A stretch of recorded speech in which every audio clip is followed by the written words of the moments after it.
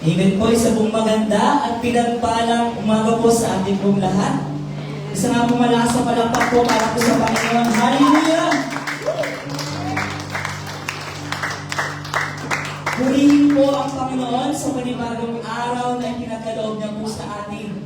Sa kabila po ng lahat po ng ating pong pagod, sa mga nakalipas po na araw, na pagsubok at mga pinagdadaanan po natin ditong mga nakaraang araw, nananatili pong mabuti at tapat ang ating Diyos sa ating pong buhay. Amen po? Hindi man po natin naiintindihan po minsan yung lahat po na nangyayari po sa ating pong paligid, sa ating pong sa mundo pong ito, pero siguradong hindi po tayo pinababayaan ng ating Panginoon. Ngayong mga oras po na ito, kalimutan muna po natin ang alaman po mga distractions at ituon po natin ang ating mga puso sa Kanya. Dahil hindi po tayo narinito po, no? Para lang makinig po ng awit. Nandito po tayo upang sambahin, dakilain at parangalan ang Diyos na buhay po. Ngayon po, hallelujah. Sabi nga po sa awit chapter 96 verse 1, sabi po dito, umawit kayo sa Panginoon ng bagong awit. Umawit kayo sa Panginoon, kayong lahat na tao sa daigdig. Sabi po, napakalinaw po na sinasabi po sa awit po. Kaya ngayong umaga po ito, magpupuri po tayo ng may kagalakan at pananabig sa presensya po ng Diyos. So habang inaawit po natin yung mga aawitin po natin ngayong umaga po ito, ialay po natin sa Diyos ang ating puso, Amen. buhay at buong pagkatao. Hayaan po natin siya ang tunay na maghari sa ating isip, sa ating mga salita, at sa mga ginagawa po natin araw-araw. Kaya naman aming Diyos Ama, tanggapin mo ang aming papuri at aming pagsamba. Hallelujah!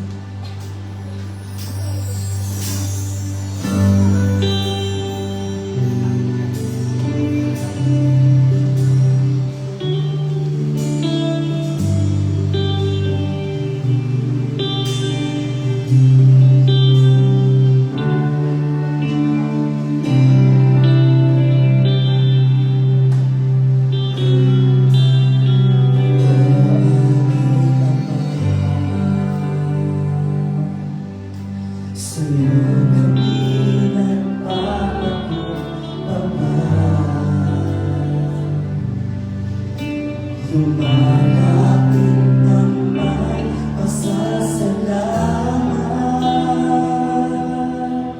iaalay ang lahat, buong puso't kaluluwa, pagharian mo, Ama. Isa pa, o aming Ama. Sa'yo kami nagpapakumbaba, lumalapit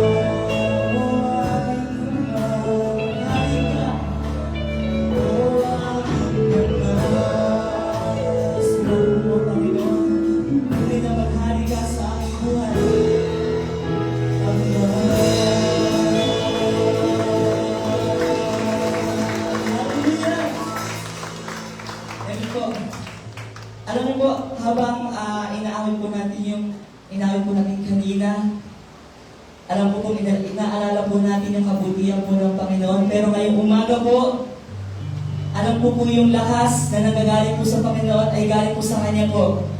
Amen po? Amen. Kaya po tayo nakakaawit, kaya po tayo nakakapalakpak, no? Dahil ang buhay na meron po tayo ay galing po sa ating pong Panginoon. Kaya ngayong umaga po, kahit ilang beses po tayo mapagod o manghina, kaya po tayo itaas ng Diyos at palakasin muli ang ating espiritu. Hallelujah! Hallelujah!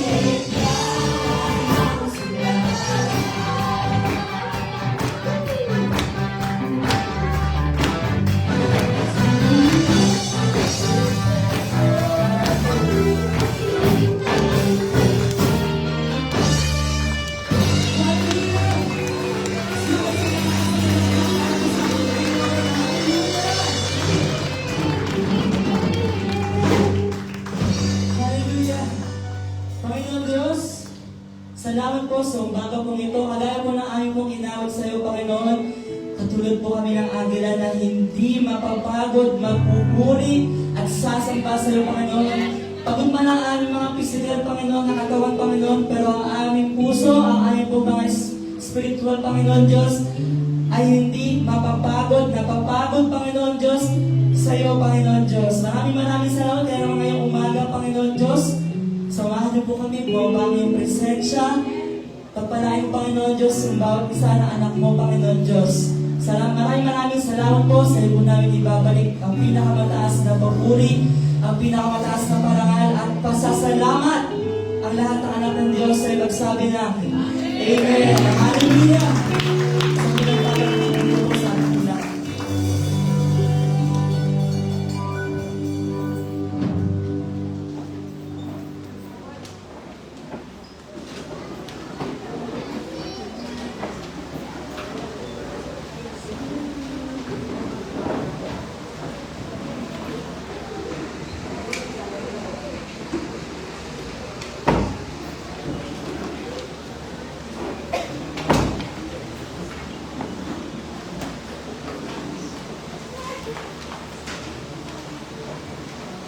Amen. Hallelujah. Praise God.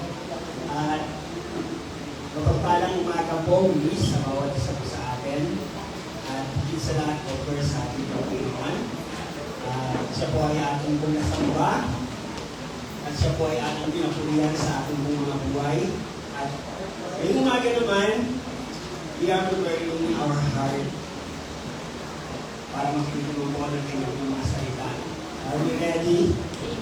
Brothers and sisters, church, di po, naalihan po tayo na lahat ay tumayo at patuloy na ihanda ng Diyos yung ating mga puso sa mga dito.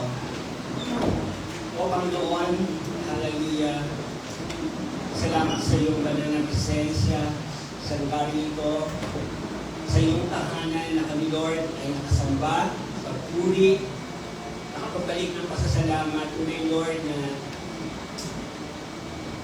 walang bagay, Panginoon, na hihigit pa sa iyong kadakilaan.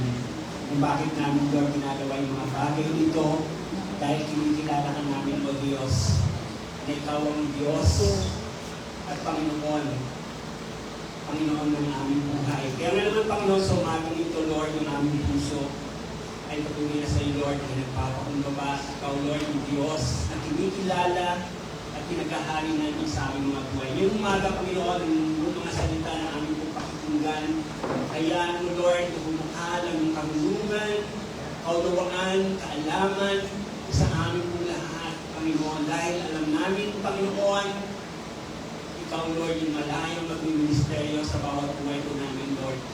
At patuloy na ikaw lamang, Panginoon, Lord, na mag-sentro ngayong umaga ito sa aming pakikinig, sa aming pong mga gagawin, sa aming pong mga hiisipin, Lord, sa umaga ito. Kaya naman, Lord, patuloy na sa iyo namin ibinabalik lahat ng pasasalamat, papuri sa pangalan ng aming Diyos, sa Jesus. Amen. Amen.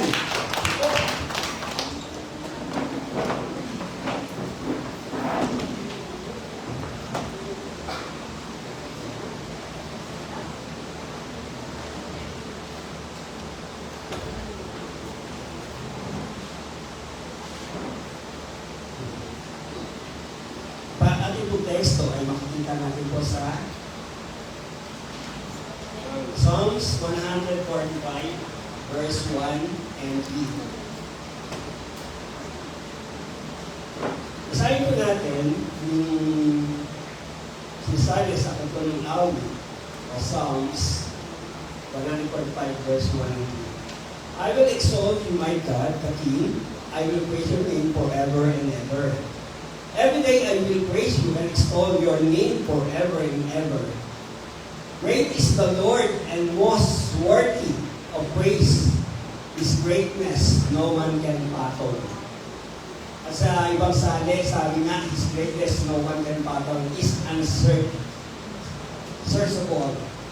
Unsearchable. No?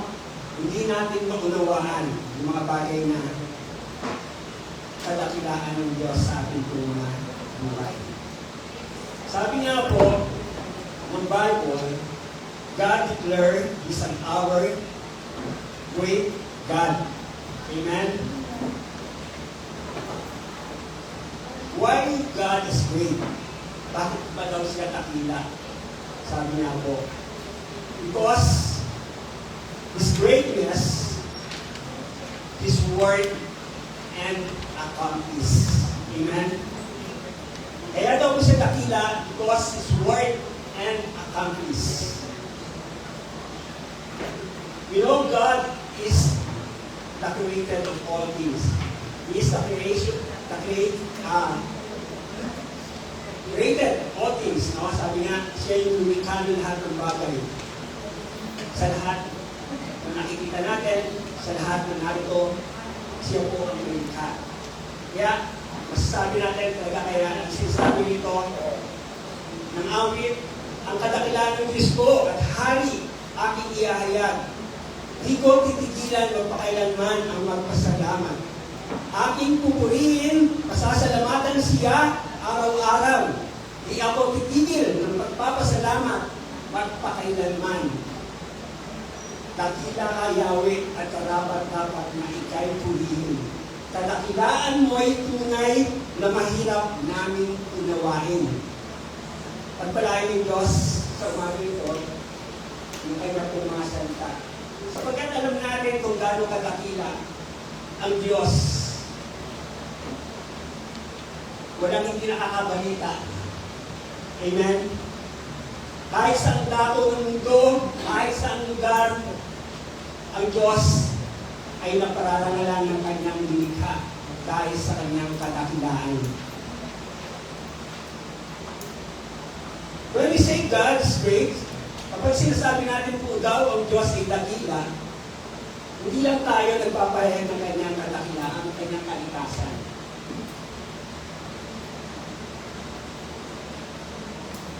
At katangian kung sino ang Diyos. Kundi kinikilala natin ang kabuuan ng pagiging Diyos niya sa atin.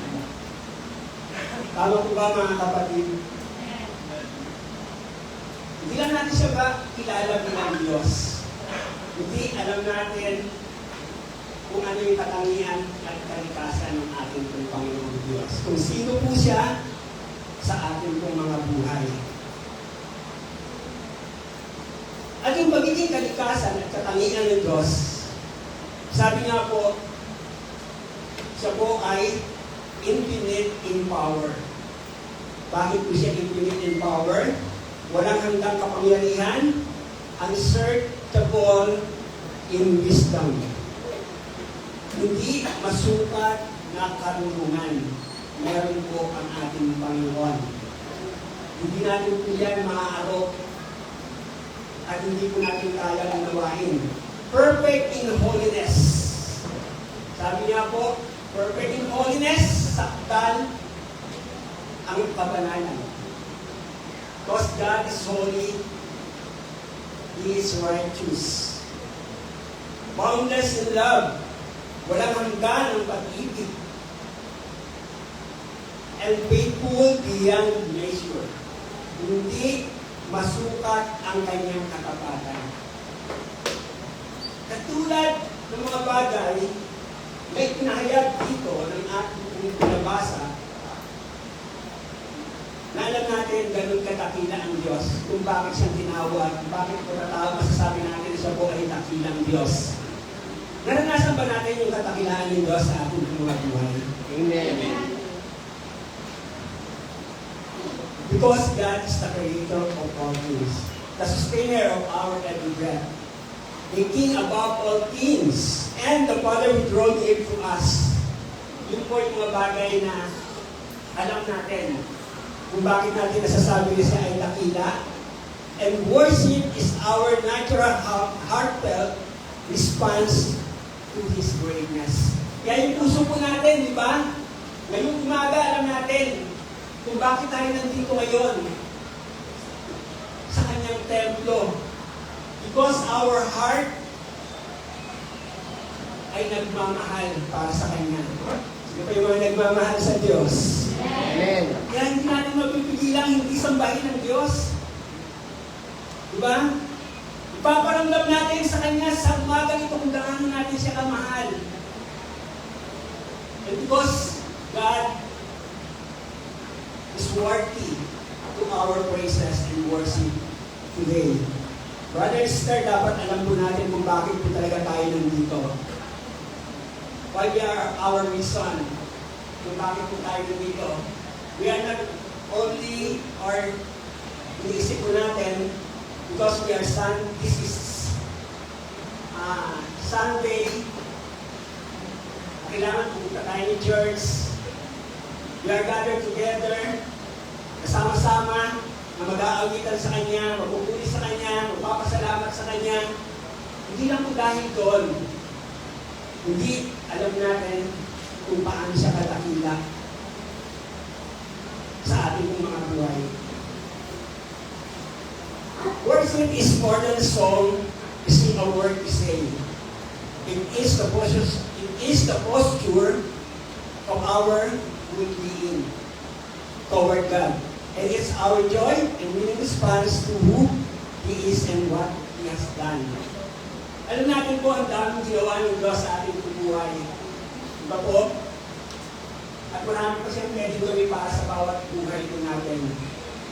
At alam natin kung pagsambang ginagawa natin, sabi, higit pa ito sa pagkanta, higit pa ito sa pag-awit, higit pa sa mga bagay na sinasambit ng ating pong mga labi para i-exalt yung goodness, or good things na meron tayong nararanasan sa ating pong Panginoong Diyos. Kung ano man mga bagay na yung kapuan ng pagkatao natin, kung bakit po natin ito ginagawa, alam natin because of His greatness sa buhay po natin. At ito yung dapat natin maunawaan sa batang ito, malaman kung bakit tayo sumasamba at nagbibigay parangal sa ating pong Diyos. Sabi nga po, worshiping God is the highest obligation of all Christian. Like, through prayer, praise, and worship. Kaya yung bagay na yun na ginagawa po natin ngayong umaga, is our obligation. Tungkulin po daw yan ang lahat ng mga Kristiyano at mananampalataya. Yung pananalangin, pagpupuli, at pagsamba. Genuine worship in the occupation of our soul with God Himself. It is not focused on it or particular blessing, but with God in whom our total existence. Ang pagsamba sa Diyos ang pinakamataas na tungkulin ng bawat Kristiyano. Sa pamamagitan ng pagtingin, pananalangin, pagpupuli, ang pagsamba, ang tunay na pagsamba ay pagtugon ng ating mga kaluluwa sa Diyos at hindi nakapokus sa ating mga pangangailangan. Alam niyo po, ito po yung nagbibigay sa atin ng importansya. Kung bakit po tayo nandito ngayon mga kapatid. Dahil alam natin, siguro kung hindi man tinugon ng Lord yung ating mga pangangailangan, mga panalangin, hindi pa rin tayo titigil at hinto para siya po ay ating pong sambahin. Amen. Hindi natin siya kakalimutan na lang basta-basta sa ating pong mga buhay. Or even, yun po, yung magaganda yung nangyayari sa ating pong buhay, hindi magiging dahilan yun para hindi natin siya bigyan ng panahon para sa ating mga buhay. Kaya nga sabi, hindi lang naman sa pangangailangan o mga pagpapalang ating inaasam, kundi sa Diyos na nakatalaga sa kabuuan ng ating buhay. Kaya, ganon natin dinadakita siya sa ating buhay. Alam niyo po,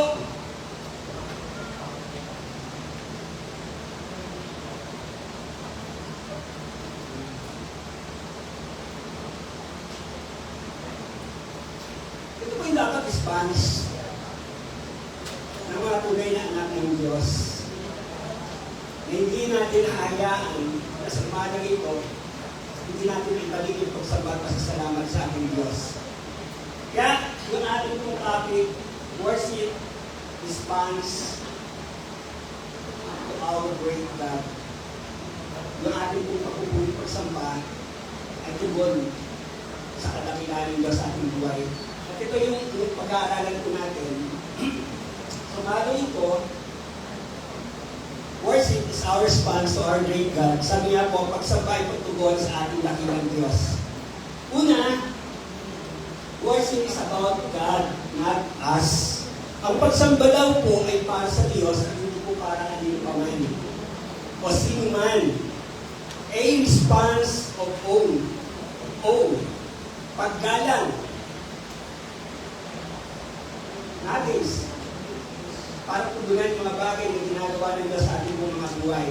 We bow our heart and acknowledge that He is God.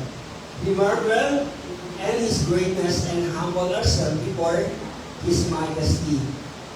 Kaya nga po, sa pagsamba, pwede natin gawin yung mga bagay na gusto natin para bigyan siya ng mataas na pagsamba sa ating buhay.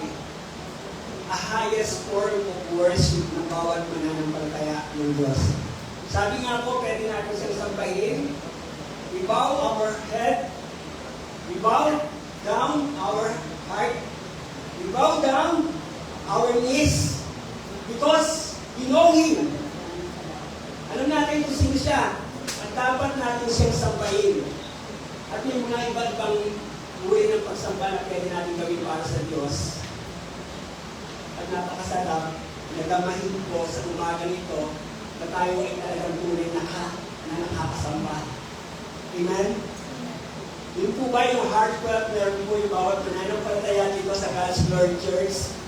O baka may mga bagay tayong bigat na kaya tayo nandito po sa loob ng church? O may mga bagay or something tayo na alam natin na baka hindi talaga po yung nararamdaman ng puso po natin. Church, dapat alam natin kung sino siya sa buhay natin. Kaya sabi, worship is about God, not us. Hindi tayo nalito para sumamba para tingnan natin yung ating sarili. Amen? Maraming Kristiyano, kung bakit pumupunta ng church, may mga dahilan sila. Pero dapat unang dahilan ng Kristiyano kung bakit ka nasa church is about God. Amen? Yun po ba talaga? Siya ba yung pangunahin talaga kung bakit po tayo nandito sa church? Amen. Alam natin, bibigyan natin ng pagpupuri, pagpaparangal siya sa ating mga buhay. Sabi nga po, hindi lang naman dahil yung mga magagandang bagay na ginawa ang Diyos sa buhay natin, tumugon siya sa buhay natin. At doon lang natin siya, bibigyan ng panahon at oras para sambahin sa buhay natin. At kapag hindi na maganda yung mga nangyayari sa buhay natin, wala na tayong kasiyahan sa puso para sambahin siya. At bigyan siya sa magpaparangal sa buhay natin. Minsan, ganun po yung thinking ng mga mananampalataya. Nangyayari po yan. At alam niyo po ba sa Exodus chapter 8, verse 5 and 6, nang kausapin nito si Moses, doon sa bundok ng Moriah, at pinapunta siya ng Diyos, dinala siya ng Diyos doon, narinig ni Moses ang tinig ng Diyos. At sabi sa kanya ng Diyos, Moses, subarin mo yan ang sandalyas mo. Dahil ang lugar nito ay banal. At sa verse 6, sinabi nito sa kanya, ako ang Diyos ng inyong mga ninuno na sumasamba sa akin. Si Abraham, si Isaac, si Jacob, pinakilala ng Diyos kung sino siya kay Moses. At si Moses, kung marinig niya ang tinig ng Diyos, agad-agad yung response ni Moses.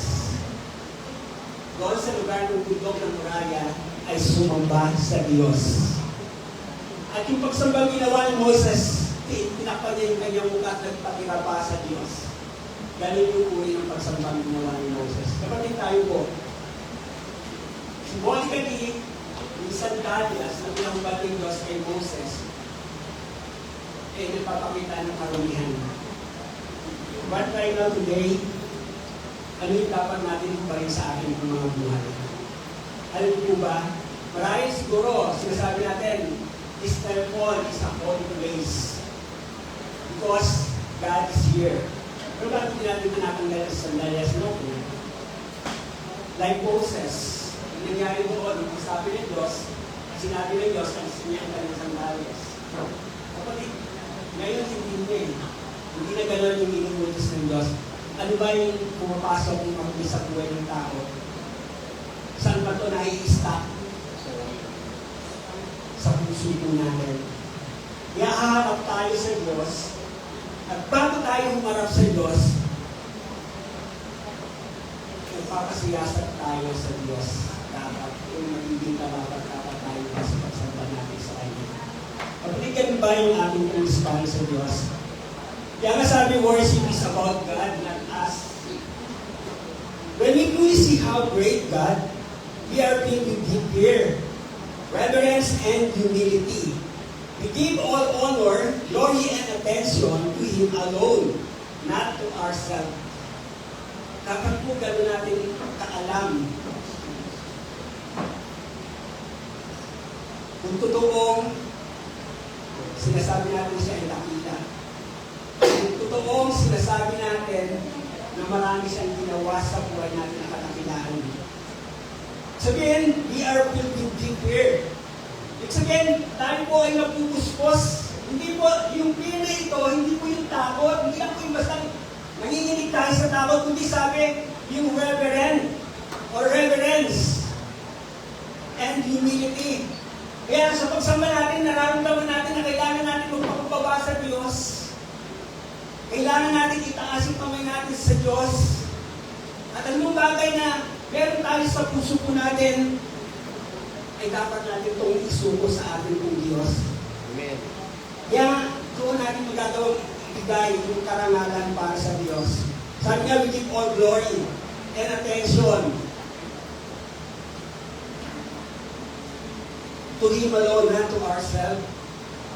Kaya minsan hindi nakakalungkot sa pagsamba natin sa Diyos. Diba? Minsan hindi nakaka-focus. Bakit? Time ng worship, minsan we are distracted. Palingon-lingon tayo. Minsan, lalakad-lakad tayo. Minsan,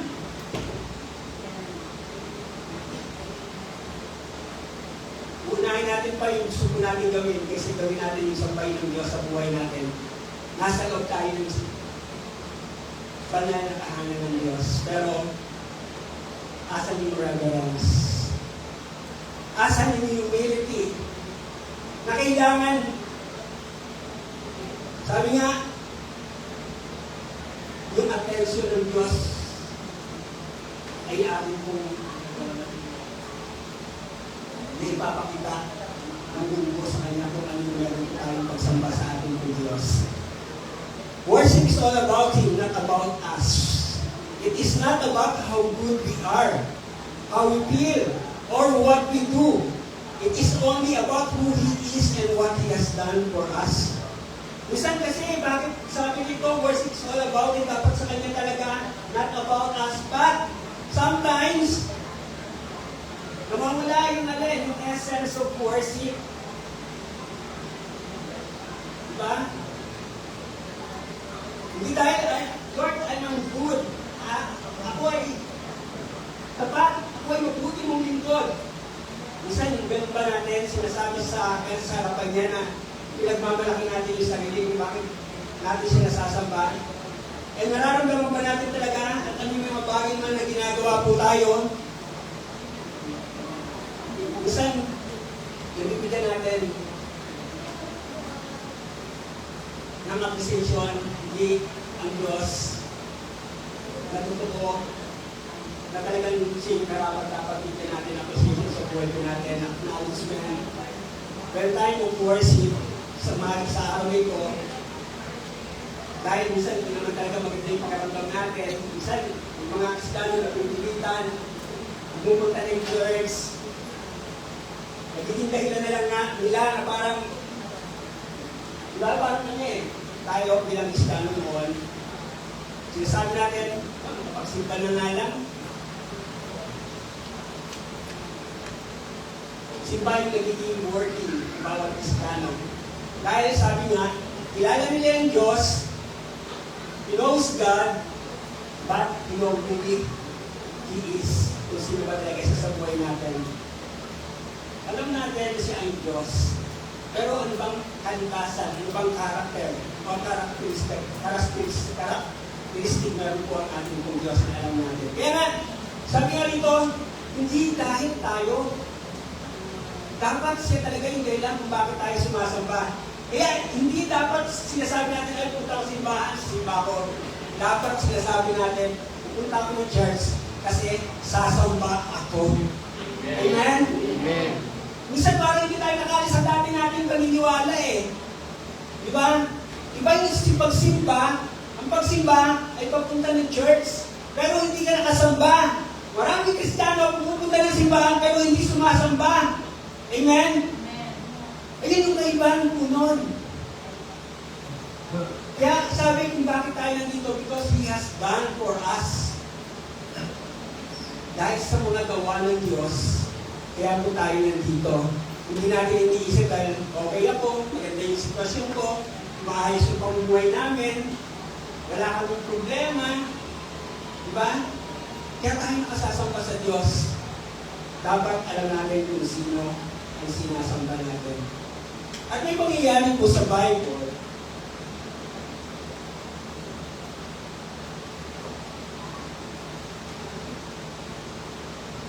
na ma-encounter na Samaritan woman, si Jesus Christ,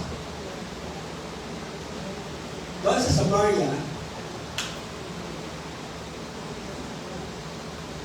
may bagay na conversation sila doon na binigyan pagpapahalaga ng babae nito. At ang may sabi ng Panginoon doon, ma-encounter niya, pinaalam niya sa babae ito, sabi niya nga po, doon sa John 43, at chapter 4, verse 23, subalit dumating na ang panahon at ngayon na ang tunay na sasamba sa Ama ay sasamba sa Kanya sa Espiritu at katotohanan. Sapagkat ganyan ang uri ng pagsambang ninunais ng Ama. Tayo po, sapagkat alam ng Panginoon, itong babae ito kung saan sila sumasamba. Sabi ng babae na encounter niya at si Jesus Christ doon, dito kasi sumasamba yung ninuno namin. Siya po, sa palong ito. Pero dahil alam ng Panginoon, na mali yung paniniwala sa tunay na pagsamba na alam ng babae ito, itinama ng Panginoon. Kaya nga sabi niya, doon sa verse 24, ngayon na, yung tamang pagsamba. Sasambahin mo yung Ama sa Espiritu at katotohanan. Hindi ka nasasamba sa bundok na ito, hindi nasasamba ang mga Hudyo sa Jerusalem, hindi, sasambahin nila yung Ama sa Espiritu at katotohanan. This is the right worship from God. Yung sinasabi ng Panginoon. Hindi tayo pumupunta ng templo, ng church, dahil alam natin ito yung tamang lugar para sambahin ng Diyos. Tama ba? Hindi alam natin dapat talaga kung sino yung sinasamba natin sa lugar na ito.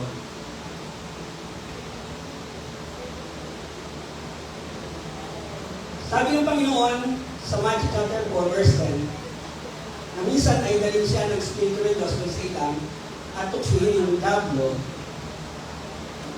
at siya ay inalok ng Diablo. Sabi nga, lahat ng bagay na yan ay ibigay ko, samparin mo lang ako. Sino yung uhaw sa pagsamba? Sino yung uhaw sa pagsamba? Si Satan ay uhaw din sa pagsamba.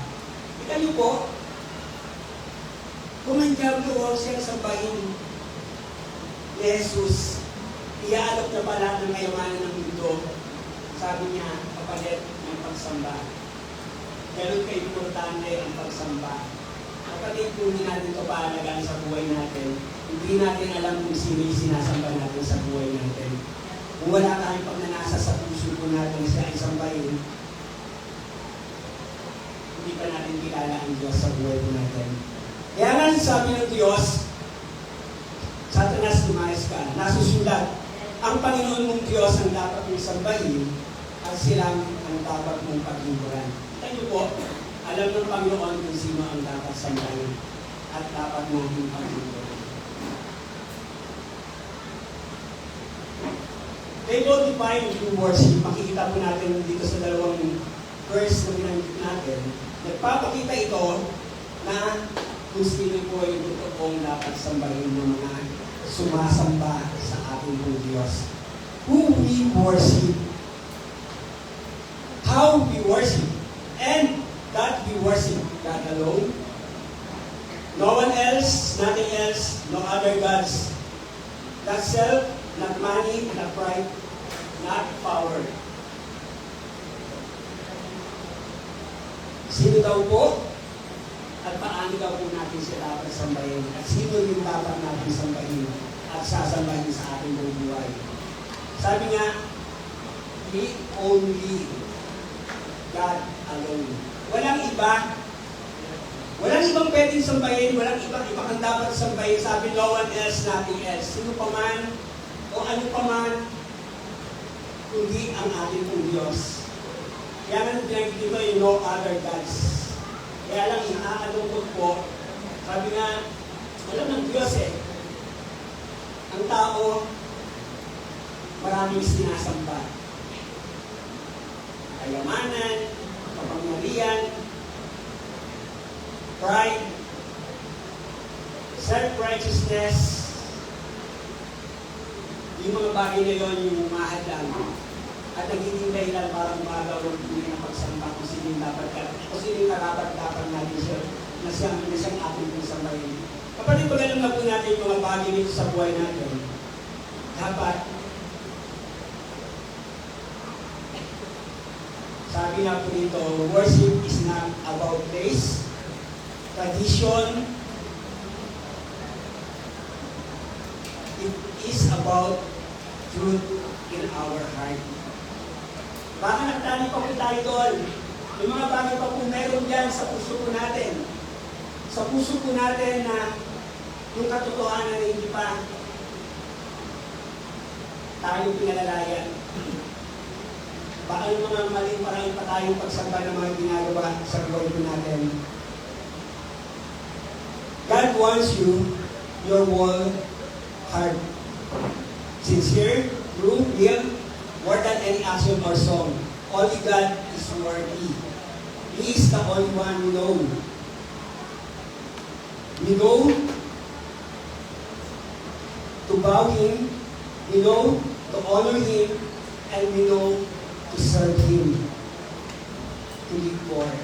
Kapatid, pag alam na po natin talaga yung totoo, sabi nga kung sino yung sasambahin, paano siya sasambahin sa buhay po natin, sabi nga, magiging karapat-dapat po tayo sa harapan ng ating Panginoon. Dahil alam natin yung katotohanan sa ating buhay. At hindi po tayo magkakamali.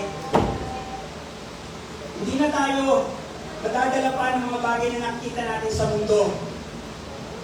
At unti-unti tayong hahatakin palayo sa Diyos. At bibigyan natin siya ng pagpapahalaga po sa ating mga buhay. Tama po ba mga kapatid? Yung po ba talaga yung mga bagay na sa buhay natin nagpapahalaga para sa pagsamba sa Diyos? Pero sabi nga po dito, but when it comes to worshiping God, when we give God what is left instead of living in verse. Bakit daw po sa pagsamba natin sa Diyos, para na ibibigay daw po natin, tira-tira na lang para sa Kanya. Are you aware? Brother and Sister Church, baka ganito po tayo.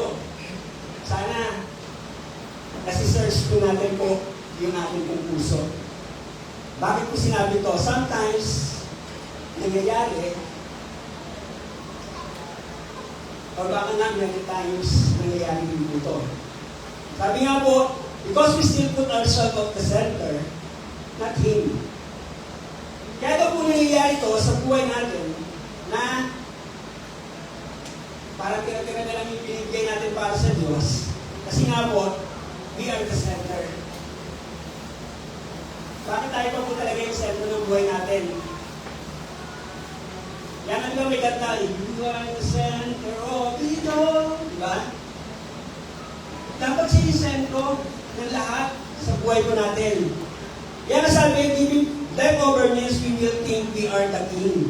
Tayo daw po yun. Baka tayo pa po yung sentro, tayo pa po yung hari ng buhay natin. And He is just a guest. Baka minsan lang natin siya tinatanggap sa buhay natin. Baka minsan lang natin talaga siya pinapapasok sa buhay po natin. Sabi nga po, church worship is not just a gathering. It is an appointment with the King of Kings. Dapat kapatid, ganun po natin kaalam sa buhay po natin. Na hindi tayo nandito, hindi lamang to gather in this place para sambahin ng Diyos, kundi alam natin kung sino yung nandito sa church. Sabi, He is the King of Kings. Ano ba natin? Na may appointment po tayo sa Kanya ngayong araw na ito. Dahil siya po yung Panginoon ng Panginoon, hari ng mga hari ng ating pong buhay. At dito po lang natin siya mararanasan sa lugar nito na yung presensya ng Diyos sa panahon na tayo ay sasamba, nararamdaman natin siya sa buhay natin. Minsan, baka ibang presensya pag nasa labas tayo, hindi natin siya talaga yung nararamdaman natin eh. And this time, dito po sa lugar nito, sana ganun natin siya binibigyan ng importansya. Kasi nandito natin siya natatagpuan. Diba? Hindi lang para mag-gather ng isang gawain sa loob ng church. Kundi, may katatagpuin po tayo dito sa lugar na kung saan nandito po yung presensya ng Diyos. Naramdaman po ba natin ngayong araw nito? Yung pagsamba natin? O baka busy pa rin po tayo? Marami pa rin po tayong kaugalahan habang sumasamba tayo sa Diyos. Ang dami natin iniisip. Diba? Naramdaman ba natin siya talaga sa buhay natin? When we are on time, we declare and show respect to God in His important and our priority. Kaya niyo po, ito daw kung oras na ito, kung alam lang natin, at naipapakita natin yung respeto natin sa Diyos, at pinahalaga natin siya, at siya yung priority ng buhay natin. Sabi nga po, it's a sacred moment where heaven touches the earth, where our lives change, and God speak every moment matters. Kapatid, ganun naman po yung gagawin ng Diyos sa buhay natin. Sabi nga po, it's a sacred moment where heaven touches the earth. Sabihin, bumababa yung presensya ng Diyos galing kalangitan para tayo ay katapuin at bigyan tayo ng mga bagay sa buhay natin na kailangan ng mga anak ng Diyos at doon po siya nangungusap. Amen. Sa bawat isa sa atin. At narinig niyo ba yung sinabi ng Diyos sa beginning time, worship Him? Nakikipag-communicate pa tayo sa Kanya. Ano niyo po, worship is not only sabi, singing or song, kundi sabi, what we say. Dapat may time na meron tayong sinasabi sa Diyos, when time, we worship Him sa buhay po natin. Baka hindi po natin alam nyo. Baka alam lang natin, sasabihin lang tayo dahil maamit yung worship Him, kakanta rin tayo, papalakpak lang tayo, sasayaw lang tayo. Hindi. Pwede natin po sabihin ng Diyos, mga kapatid. Hindi lang yung time ng prayer. Kahit sa panahon ng worship time, pwede natin siyang kausapin sa ating buhay. Kasi yun yung moment na magagawa natin po sa ating pong Diyos. Pero dahil na kulang yung mga bagay na ginagawa natin sa Kanya, hindi po nangyayari yung mga bagay na yon. Because we trust our own effort, security more than His grace. Everything we have, time, life, strength, ability, sabi nga po, all comes from Him. Sa Kanya po galing po lahat ito sa ating pong Diyos. Kapag tira-tira lang ang binibigay natin sa Diyos, paano bang inakala natin na sa atin ng oras? Atin ang pera, atin ang buhay. At ang para sa Diyos, ay kaunti lang. O libos lang. Ganun ba? Yung ginagawa natin para sa Diyos. Pero ang katotohanan, sa Kanya ang lahat ng simula, pa lang. Ibinigay niya ng Diyos ang mga para sa atin, kaya dapat sila ang priority natin. Kita niyo po, baka hindi po natin alam. Pag-isip pa lang po natin, alam natin, binigyan na tayo ng buhay ng Diyos, binigyan na tayo ng lakas ng Diyos. Pero ba lahat ng bagay na kailangan natin para pumunta tayo dito sa templo ng Diyos? Alam niyo yung bagay na pwede naman natin ibigay para sa Diyos. Kung lahat ng bagay ay ibigay ng Diyos para sa atin.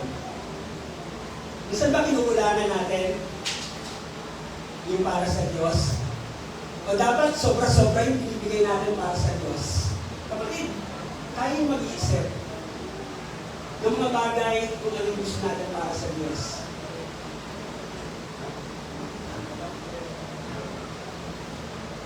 Alam niyo po, may narinig ako pinapakinggan ng isang pastor. Gusto sila mag-asawa, kwento niya. Bakit sa atin ang asawa niya? Bakit kung mga Kristiyano ngayon? Hindi lang ang iinit sa paglilingkod. Hindi matigilan. Ang daming ginagawa para sa Diyos. Pero nung dumating yung mga pangarap nila sa buhay, at pagtatagumpay, parang unti-unti lumalayo sila sa Diyos. Sabi ng pastor ko din sa asawa niya, talagang ganon? Talagang ganon? Tama ba mga kapatid? Ano ba natin yun? Yung nag-asawa, yung nagkatrabaho, unti-unti nabawasan yung oras para sa Diyos. Kung naging successful, maraming magagandang offer, unti-unti din nakalimutan ng Diyos. Bago nagkikwento yung pastor sa asawa niya, dumating lang sa isip niya na kumain sa awit. Parang yung awit, sabi niya, makamlang man ang yaman ng buong mundo. Kung mapapalayo ka sa Diyos, sabi niya na, are we really successful? Are we really successful? Sino yung tinatanong niyo yung pastor na yun?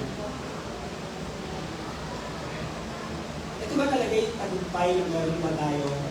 Sabi ko ng Bible, mapasa atin man po yung kayamanan ng buong mundo, kung mapapalayo naman tayo sa Diyos, mapapahamak ang ating buong kagawin. At yun yung bagay, na maraming bagay, na binibigyan ng importansya ng maraming Kristiyano. Because we trust our own effort, kailangan ko to, kailangan ko gawin to, diba? Doon na po tayo nakapokus. Kailangan maraming ipon, diba? May mga bagay tayo na ganun po yung iniisip na lang po natin.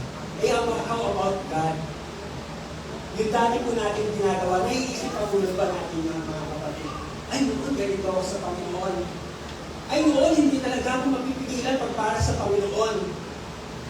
Naalala ba natin, kagaya ng sinasabi ng pastor na ito na nagpapatutuo siya, eh, hindi lang sa church nila nangyayari, maging sa bawat churches, sa bawat mga Kristiyano, sa bawat mga mananampalataya, unti-unti po na nababawasan yung pagmamahal nila sa Panginoon. At yun po yung mga bagay na dapat natin nalalahanin sa buhay ko natin. Kapatid, ano yung mga bagay na ginawa mo sa Diyos noon? Nakalimutan na ba natin? O pinababayaan na lang ba natin ito sa buhay ko natin? Kaya nga, ang maski ang Diyos may laban sa Revelation chapter 2 and chapter 3 sa 7 churches. Ano po yung laban ng Diyos doon? Lagi din sinasabi, wala na ang yung pag-ibig para sa Diyos. Hello? Kapatid, kailan na ba natin nababawasan yung pag-ibig natin sa Diyos? Baka po, baka kailangan think about. Nag-iisip na tayo ngayon. Baka po, hindi na tayo nag-pray. Baka po, every Sunday na lang, nandito tayo sa church. Baka kung may mga bagay tayong ginagawa sa bahay na hindi natin nagagawa, hindi para sa Diyos. Maraming bagay na dapat natin gawin sa Diyos. Kung maraming ginagawa ang Diyos sa buhay natin, dapat marami rin yung ginagawa na natin para sa Diyos. Amen? Dapat hindi nababawasan yun. Kasi alam natin our thinking ang Diyos ang nagpapala ng lahat ng bagay, pero bakit nababawasan yung ginagawa natin para sa Diyos? Kung alam natin ang daming ginagawa ng Diyos sa buhay natin. Kaya sabi think about, baka po,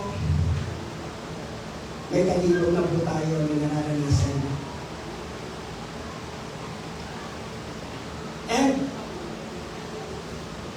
because we worship in a habit or duty na lang po ito sa buhay natin.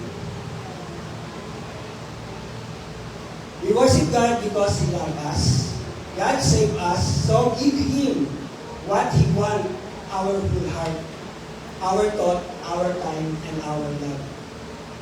Kapag ito pag ang habit daw na lang ang usapan na lang natin sa Diyos ay habit o duty. Sabi nga po, yung word na na-inip ko, sabi, ang mga Kristiyano po, hindi po dapat church goer. Kasi ng pastor naman, mali yata, dapat nga, Kristiyano talaga church goer. Tama naman, pero hindi lang dapat yun. Sabi ng Bible, hindi lang po tayo dapat church goer. We are a worshiper. Amen? Amen. We are a worshiper. Kasi pag hindi ka worshiper, yung pagpunta mo sa church, mababawasan din po yan. Unti-unti, mapapalayo ka rin sa Diyos. Kasi nga po, you are not a worshiper. Diba? Truth na yan. Kaya hindi lang po tayo church goer. Kaya yung buong puso, buong pag-iisip, buong oras, dapat po pagmamahal natin yung binibigay para sa Diyos po yan. Amen? Amen. Mahirap kaya? Mahirap kaya ibigay ng buo yung pagmamahal natin sa Diyos. Hindi mahirap po yun. Nagawa nga ng Diyos para sa atin po yun. Kaya hindi po magiging mahirap para sa atin. Because we let other things become our gods. Kaya nangyayari na po, nakaunti na lang yung mga bagay na ibigay natin sa Kanya. Sabi nga po, because this rival, meron pong maagaw. Sino kaya yung maagaw? Sabi nga po dito, anything that take first place in our heart. Sabi dito, our spirit.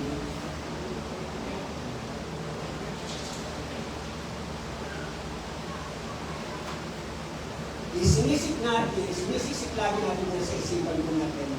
Ayun yung po totoo lang na lagi natin na nasasabi na kasi busy ako. Kasi busy ako. Hindi ko na magawa kasi busy ako, diba? Tama? Because yung schedule po natin sa buhay natin. Yan po yung nangyayari po at may isip na lang po natin sa buhay natin. Kaya nga lagi natin sinasabi, gigising ako ng maaga, papasok ako ng maaga, maghahanda ako kasi may ka-meeting ako, may katagpo ako. Diba? Binibigyan natin yung importansya, tama? Ayaw natin na masisira tayo doon sa mga tao na lang natin magbibigay sa atin ng maganda at pangakong alam natin magdadala sa atin para magtagumpay po tayo sa buhay. Bakit yun nagagawa natin? Bakit yung para sa Diyos kinakalimutan po natin? At hindi naman natin sinasabi, we are judged other or sino pa man po yung mga bagay na nakikita natin na gano'n na po yung nangyayari sa buhay nila. Hindi! Sinasabi dito ngayong umaga ng salita ng Diyos, we are remind. Nire-remind tayo. Kasi nga baka may nakakalimutan na tayo kung sino ba talaga yung priority natin sa buhay natin. Kaya yung mga bagay tayong ibibigay para sa Diyos, kulang-kulang. Kakaunti na lang. Alam niyo mga kapatid, hindi po man tumibos ng Diyos para sa atin. Para sabihin niya sa atin, bigyan mo naman ako ng konting pag-ibig. Diba? was, sabi nga po, ang Diyos, kapag wala ang tao, Diyos pa rin po siya. Pero kapag ang tao wala ang Diyos, wala ka siyang kwenta. Tandaan po natin yun. God without man is still God, but man without God is nothing. Tandaan po natin yan, totoo po yan. Sinabi po yun ang Bible, without Him, we can do nothing. Kapag hindi natin siya binigyan ng pagpapalaga sa buhay natin. That is what we are really worship. Ito ba talaga yung dapat sa pagsamba meron po tayo? Hindi kumpleto, hindi buo, kulang. No, dapat hindi. Sabi, God deserve more than our leftover. He deserve the best. Amen? Dapat the best na po yung binibigay natin pagsamba sa Diyos, paglilingkod sa Diyos. Pero kung kukunti lang, yung kaya natin ibigay para sa Diyos, this is the best. Are you listen? Church? Nasasabi ba natin the best? Oh, may pagmamalaki ba natin sa Diyos? The Lord, I am the best. Diba? Hindi po, at yun po yung ayaw ng Diyos sa buhay namin. Nakakaunti na po yung ibibigay natin oras para sa Kanya. And next, number 2, worship comes from the heart, not just the lips. Ang pagsamba daw po nanggagaling sa puso, hindi sa langit. Bakit kaya? Sabi, a response of surrender. Tukoy-tukoy natin ang pagsubok. Sinusuko po natin yung ating pong puso sa harapan po ng ating pong Panginoon. We must give our love, our wills, our plans, and our all sa buhay po natin. Inilalagap daw po natin ang buhay, ang ating buhay, ang ating pong kalooban, at yung lahat ng plano po natin sa Diyos. Ayan yung dapat na sabi nga pagsamba na nanggagaling po sa ating puso, hindi natin lang ipinapangako. Kaya nga sabi ng Bible, kung mangangako ka, dapat totoo sa iyong puso. Hindi lang ito lumalabas sa iyong labi. Sapagkat ang pinapangakuan natin ay Diyos ng kalangitan, siya ang Diyos ng langit at ng lupa at ating pagmamahal. Hindi natin pwedeng i-impress. Lord, lilingkod na ako, Lord, susuko ko na buhay ko sa iyo. Minsan pag given tayo, given, ang dami. Diba? Totoo. Sino po yung mga bagay na nangako sa Diyos? Ngayon, nagagawa po ba natin? O nakalimutan na po natin?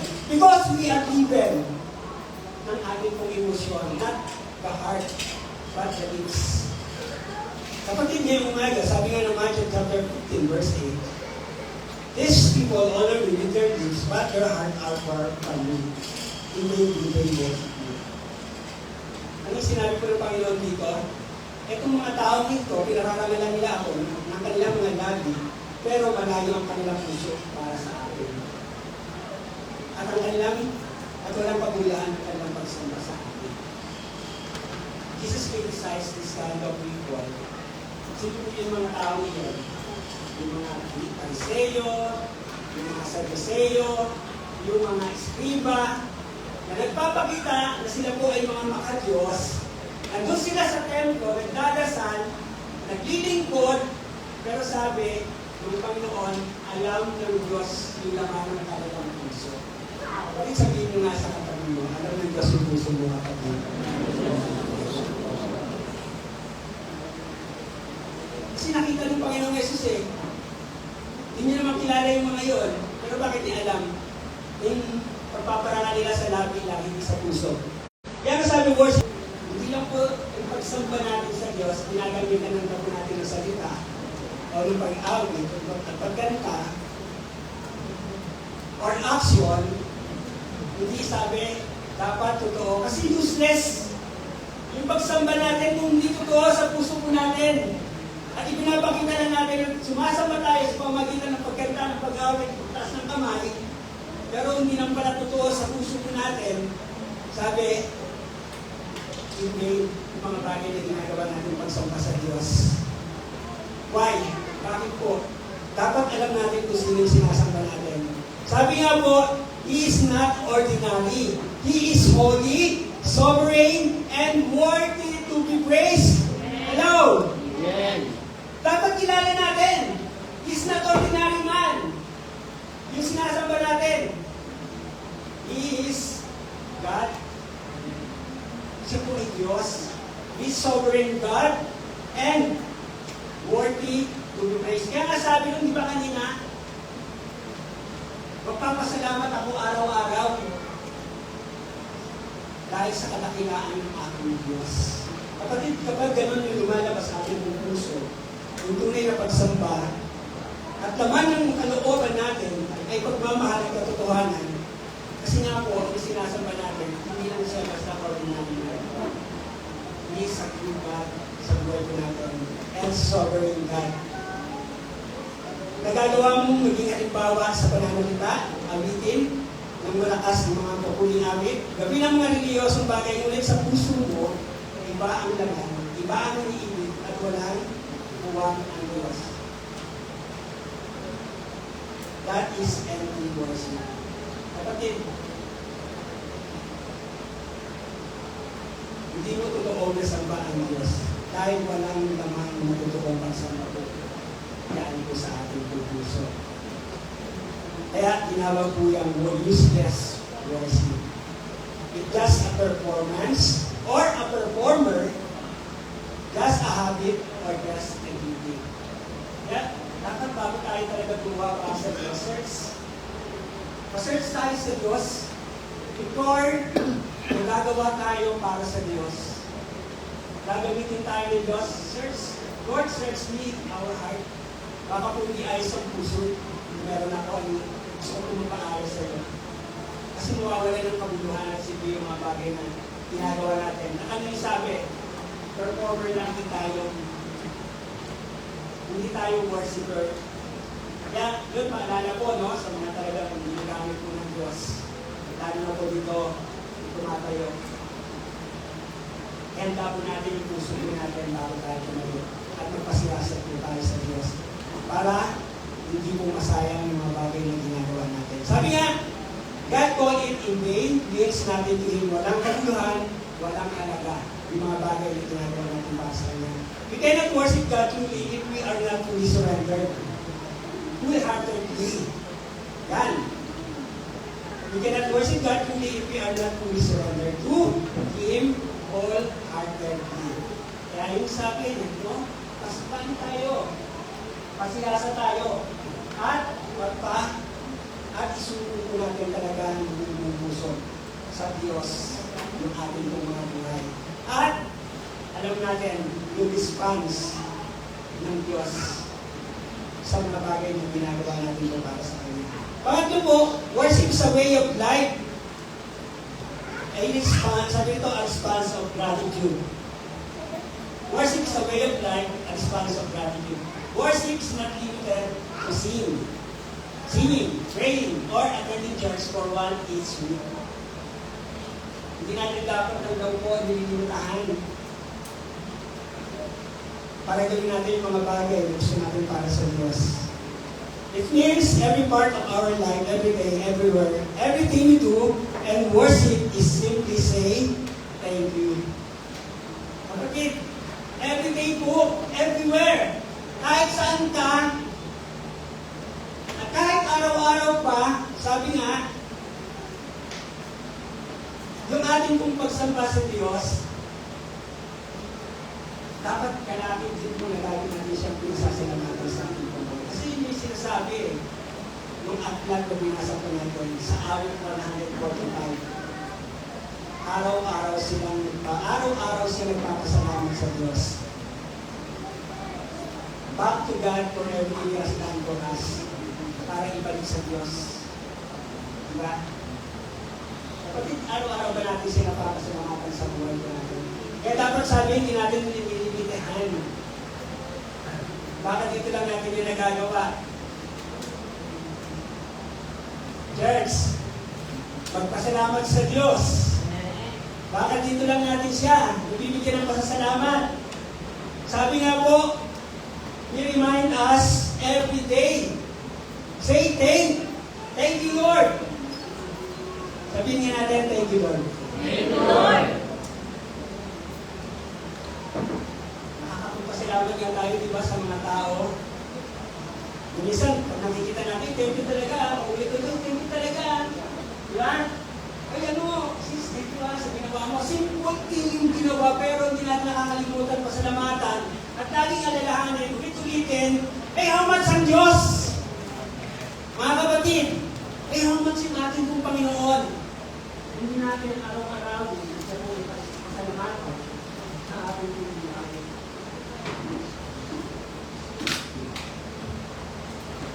Kaya po yung sabi, no?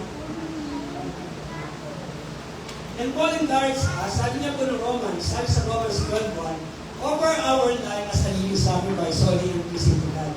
This is your true and proper worship. Kapatid, yung pagpapasalamat na ginawa ni Pablo sa Diyos, i-offer, no? Yung kanyang buhay as a living sacrifice, holy and pleasing to God. Banal, handog, sabi nga, buhay na handog, banal at kalugod to God. Sapagkat ito yung tamang pagsamba sa ating pong Diyos. Kasi pag may mga bagay tayong ginagawa sa Diyos, dapat iniisip natin yung mga bagay na may bibigyan natin para sa Kanya. Kalulutan talaga ng Diyos. Lord, I honor you, not only with my presence, but with my preparation. Ganun ba natin sinasabi sa Kanya? Before tayo punta ng templo ng Diyos, sa church, para sambahin siya, sinasabi ba natin, Lord, I honor you, not only with my presence, but with my preparation. Hindi lang ako pumunta doon, yung presensya ko, kundi alam ko, sa sarili ko, handang-handa ako na sumamba para sa iyo. Kapatid, ano yung mga paghahanda na kailangan natin pag huharap tayo sa Diyos? Meron ba tayong paghahanda? O wala lang? It's natural. It's our duty. Ginagawa natin lagi lang yun para sa Diyos. Dapat may preparation. Alam niyo po, ating ang Psalm 100 verse 4, enter into His gate with thanksgiving and into His court with praise. Be thankful to Him and bless His name. Diba? Ano yung sabi ko dito sa kantang to? Enter into His gate with thanksgiving. Well, ano yung gate? Well, enter His gate and thanksgiving in my heart. Tama ba? Basta ko ano po ba? Hindi nga po. Verse 15. Enter His gate with thanksgiving in my heart. I will enter His court with praise. This is the day that the Lord has made. And I will rejoice and be glad in our heart. No? Kita niyo po, pupunta tayo ng church, dapat, sabi ko ng aklat ng awit, pagpasok pa lang natin, the word is gate, His presence. Nararamdaman na natin yung presensya po ng Diyos. Kapatid, nandiyan pa lang po tayo sa labas, natututo na tayo kumawit. Kumakanta na tayo ng mga papuring awitin sa Diyos dahil the presence of God is here. Amen? Nararamdaman ba natin yun? Amen. Kaya sabi, ito yung sinasabi ng aklat ng awit eh. Pagpasok pa lang po daw dun sa gate, yung presensya ng Diyos, masaya ka nang umaawit dahil nararamdaman mo yun sa buhay mo. Sabi nga, pumasok ka sa kanyang templo na ang puso'y nagdiriwang. Umaawit, nagpupuri sa loob ng dakong banal. Purihin ang ngalan niya at siya ay pasalamatan. Wow. Talagang dapat yun yung ginagawa po natin. Sabi nga, bakit? natin kailangan gawin ko yan. We remember His goodness, His mercy, His saving work, and every blessing He has given. Kaya, ibigay ko natin yung pasasalamat sa Diyos. Dahil alam natin, inaalala natin yung goodness niya, yung mercy niya, yung pagliligtas niya, yung gawa niya, at yung mga pagpapalang pinibigay ng Diyos. Full pack. Amen? Alam ba natin yan? Amen. Church, full pack yung ginagawa ng Diyos sa buhay natin, tapos nalilimutan lang natin na pasayain ng Diyos sa konting oras na binibigay natin para sa Kanya. Minsan kulang pa. Nakakalingkot po siguro marahil ito yung nararamdaman siguro ng Diyos. Kung tayong tao nalulungkot, may damdamin din po yung ating pong Panginoon para maramdaman niya yung kalungkutan para sa mga niya. Diba? Na ito lang po yung kayang ibigay. Kaya, we give thanks not just for what He did, but for who He is. Pasalamatin natin siya, hindi dahil sa mga pagpapala lang, hindi kung sino yung nagpapala sa atin. Lagi natin siyang pasalamatan natin at alalahanin natin sa ating mga buhay. And back about worship. Sabi nga ito, action and lifestyle of worship includes na mga bagay na ginagawa natin na ulihin po ito ng pagsamba. Sabi nga, ang tunay na pagsamba hindi lang sa pag-awit, ito ay nakikita sa araw-araw ng ating pong pagsunod.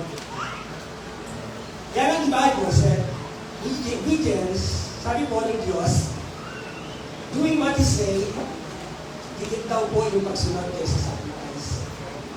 Obedience is better than sacrifice. Ito po yun. Kapag ang mga anak ng Diyos ay masunurin, nagagawa natin, sundin kung ano yung ginagawa ng Diyos para sa atin. Yan, sunod lang po. Mga kapatid, Amen. maging masunurin lang po tayo sa Diyos. Walang Kristiyano hindi nasunod sa sinasabi ng ating Diyos. Kasi ang pag hindi tayo nasunod sa Diyos, hindi natin kilala ang Diyos. Kung alam natin kilala natin ang Diyos, dapat tayo ay nagiging masunurin sa Diyos. Yun lang po yun. It's very simple na hindi natin makakalimutan po yun sa buhay natin. Kaya obedience ay puri ng pagsamba yung ating pagsunod. And serving others. Sabi po, ito pong paglilingkod sa kapwa o sa ibang bagay, yung paglilingkod na meron tayong ginagawa, sabi, loving, helping, forgiving, or caring for people. Jesus said, when you do it for others, you do it for Him. Dahil po, yung mga bagay na ginagawa natin, paglilingkod sa kapwa o sino pa man, ginagawa natin ito para kanino po? Para sa Diyos. Kapatid, may ginagawa ba tayo paglilingkod para sa kapwa? At gumagawa tayo ng paglilingkod sa kapwa, at marami tayong ginagawa ng tulong, at marami tayong inaabot, ginagawa natin daw po yun para sa Diyos. Malinaw po yung sinabi, no? Hindi po nawawala ng kabuhay ng mga bagay natin dahil kapag ginagawa natin ang Diyos. Akala lang natin, simpleng bagay lang ginawa natin, pero malinaw ang sinasabi ng Bible. Kaya nga sabi, our labor is not in vain. Lagi natin tandaan po yan, ha? Mga Kristiyano, hindi nawawala yung mga bagay, hindi nawawala ng kabulan yung mga bagay na ginagawa natin para sa pagtitipon po natin. Kahit kanino pa po yan. And generosity, yan. Generosity is also a worship. Yung pagbibigay ng bukas palad, kung puso, sabi nga, binibigay natin yung ating kung time, money, talent, gifts, or any resources na may kagalakan, di ba? Kung meron po tayo sa puso,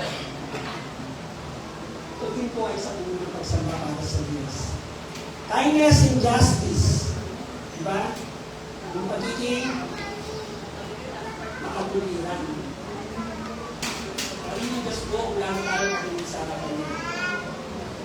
Kasi nga sabi, inipot ng Diyos yung alin, yung kanyang righteousness.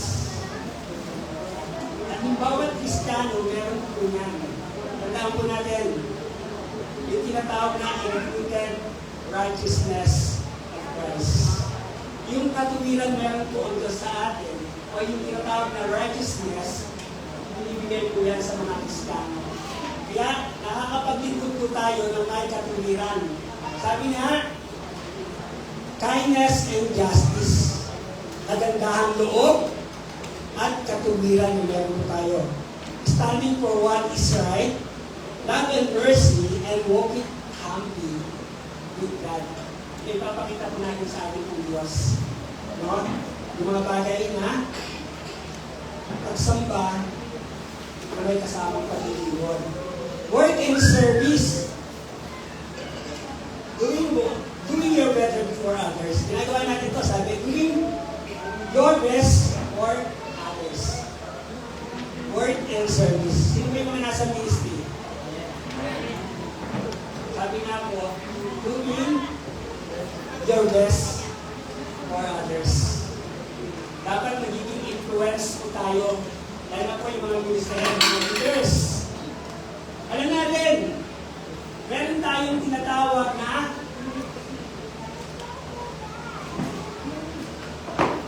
command responsibility sa mga pinamumunahan po natin. Kapatid, ano yung ibig sabihin po doon? Authority. Kapag nakita sa atin ang mga taong pinamumunahan natin, meron po tayo na, nakikita sa buhay muna natin, mapapasunod natin sila ng maayos. Mai-influensyahan natin yung mga pinamumunahan po natin because we know na meron po tayong work and service na ginagawa sa Diyos at sa kapwa. At makikita po natin yan. Sabi, ito pala yung sinasabi ng pastor, kailangan pala tayuan our command and responsibility sa mga pinangunahan ng Lord. Makikita nila, nagiging halimbawa ako sa kanila. Amen? Kasi gumagawa tayo ng may paglilingkod. Hindi na tayo utos ng utos. Ay, ano gawin mo yan O, ito to gawin mo to Hindi tayo leader lang. We are servant leader. Means, the word servant, ikaw yung nagpapakita muna ng maglingkod sa kapwa. At hindi ka lang utos ng utos, hindi ka lang pagawa ng pagawa. Iba yun. Worldly leader po, yung ganong katamihan. Pero pag alam mo, you are servant of God, meron kang kababaan sa puso para maging ang ginagawa. Yun po yung kailangan po natin para patuloy natin masamba ang Diyos sa buhay natin. And sacrifice, kasama po yan. Giving up something good to honor Him or follow Him. Hindi po madaling maglingkod. Nasabi ko po yan. At alam ng marami po yan. Hindi ganun kadali. Mahirap ikubit yung buhay para sa Diyos. Full time. Ito po yan. Kahit encourage po namin kayo, ito ka na Brad. Hindi po madali. Unless maranasan natin yung tao din sa buhay po natin. Ibigay natin yung buhay natin sa Kanya. I-offer natin para sa Kanya. Hindi lang po natin masasabi na talagang kaya natin i-sacrifice yung buhay natin para sa Diyos. Amen? Amen.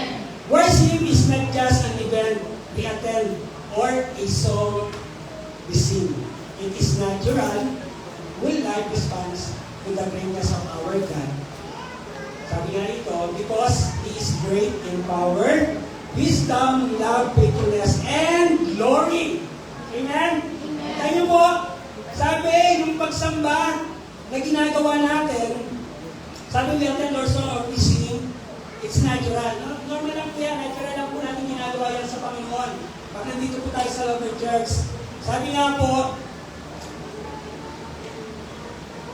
all life responds to the greatness of God, of our God. Yun daw po yung tulungan natin dahil sa mga ginawa ng Diyos. Dahil sa kadakilaan ng Diyos, His greatness in our life, nararanasan din po natin yung great power, love, faithfulness.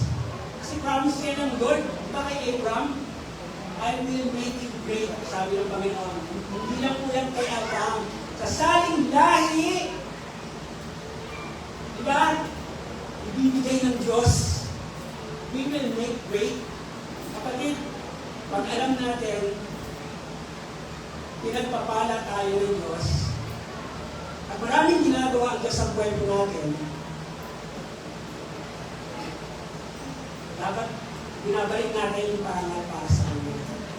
We bring back glory and honor and praise. Amen? Amen. Ginagawa, bigyan natin ng palakpakan ng Diyos.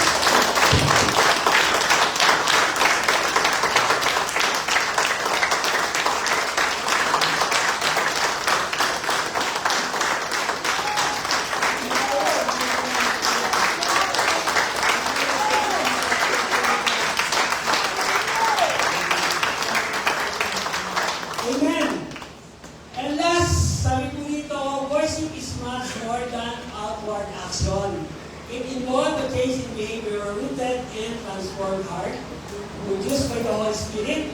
We do not worship God to make Him great. He is already infinite great. We worship because we have seen, known, and experienced how great He is. May our whole lives be a beautiful and continuous response to it.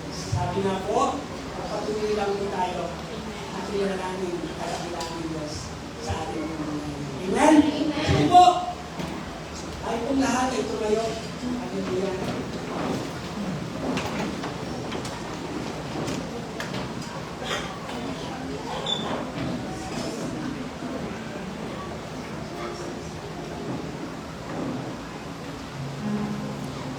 Hallelujah. Sige po, habang hindi tayong gamay natin sa isang Diyos, kapatid sa umaga po ito. Before I pray, marinig natin